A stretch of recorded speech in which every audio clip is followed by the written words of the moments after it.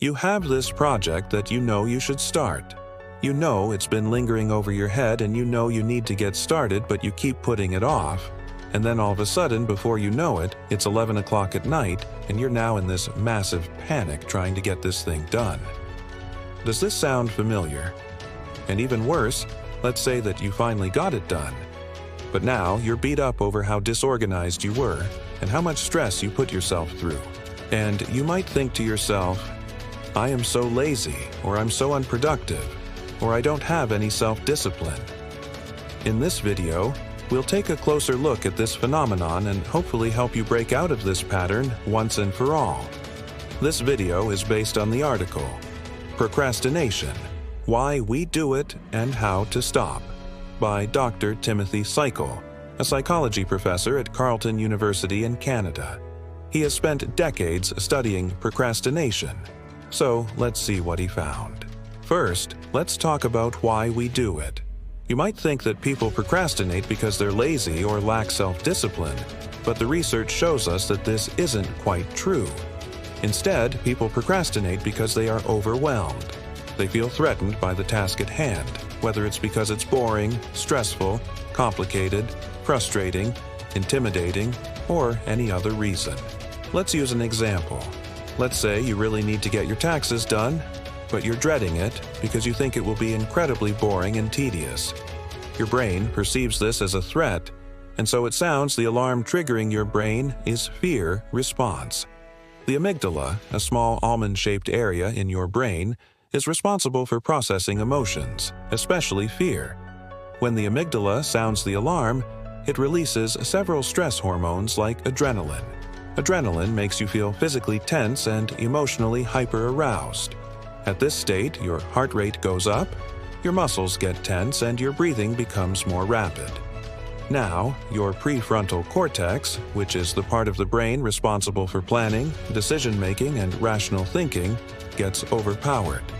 That's why you might find yourself suddenly cleaning your room or organizing your desk or doing anything else except for your taxes. Second, procrastination is usually motivated by negative emotions. Again, let's go back to our taxes example. Not only do you find the task boring, but you also feel incompetent and insecure about your ability to do it right. These negative emotions motivate you to procrastinate. This is why you tend to put off doing things that you feel incompetent or unconfident about. The problem is that these negative feelings end up creating a self-fulfilling prophecy. Since you believe you're incompetent, you avoid the task, and then when you have to do it at the very last minute, you end up feeling incompetent. So next time you feel incompetent, you'll procrastinate even more and the cycle continues.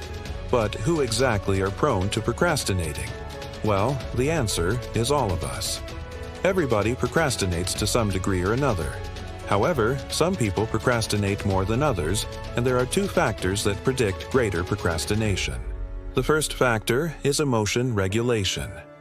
Emotion regulation refers to the ability to control and manage one's own emotional state. Those who struggle with regulating their emotions are more likely to succumb to negative feelings and procrastinate. For example, let's say you didn't do well on a test. Someone who is good with emotion regulation may think, I didn't study enough next time. I'll try to do better. Whereas someone who struggles with emotion regulation may dwell on their failure and think, I'm just not smart enough. I'm going to fail everything. What's the point of trying? The second factor is self-esteem. People with low self-esteem tend to procrastinate more because they are more sensitive to negative feedback and criticism. They are also more likely to have negative beliefs about themselves. Using the same example as before, someone with high self-esteem may react to a bad test score by saying, I don't understand this material. Can ask my teacher for help or review the concepts again. But someone with low self-esteem might respond by saying, I'm so stupid, I always mess up, I'm never going to amount to anything. Alright, so now that we know the why and the who, let's talk about what we can do about it. The first step is to break it down. Big projects tend to overwhelm us, especially if we are already prone to procrastinating. So break that big project into much smaller elements. Take your tax project as an example. Instead of thinking, I need to do my taxes. Think, I need to gather my financial documents together. Or, I need to fill out page 1 of my tax forms. By breaking down your project into smaller tasks, you reduce the chance that you'll be overwhelmed and subsequently procrastinate. Second, journal. Journaling helps you process your emotions and become more aware of the negative thoughts that drive your procrastination. More awareness equals more control. Take some time every day to sit down and write about what's on your mind. If you're struggling with what to write, here are some prompts that might help. What am I dreading today? What are my expectations of myself? Am I being too hard on myself? What would be a realistic outcome for me? Third, remove distractions. If you want to get something done, you have to actually sit down and do it. Easier said than done, especially if you're battling with procrastination. So try your best to remove any potential distractions so that you can focus solely on your task at hand. Put your phone away, close unnecessary tabs on your computer, and let your friends and family know that you need some quiet time to work. Fourth, be kind to yourself. We tend to procrastinate when we feel guilty or ashamed about our past mistakes, failures, or shortcomings. If you've been beating yourself up about your procrastination, then guess what? It's making the problem worse. According to Dr. Peichel, being too hard on ourselves increases our vulnerability to psychological reactance. Reactance is when we resist unwanted attempts to change our behavior. So if you're constantly telling yourself, "I am so lazy, I am so unproductive," then you become resistant to any attempts to change your behavior because your self-view is fixed. There's no point in trying because you'll never succeed anyways. Instead, try to cultivate self-compassion. Tell yourself, "It's okay. Everyone procrastinates. I can do this. I am capable." One way to help you reframe your inner dialogue is to write down all the horrible things you tell yourself in a day.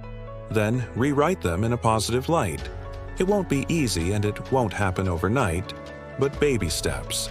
So there you have it, 5 steps to help you get out of your procrastination rut.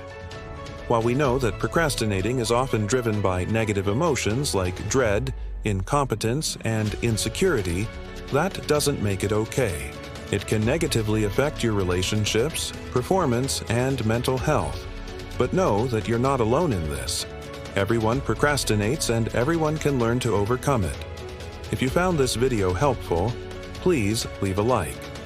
As usual, all references used are in the description below.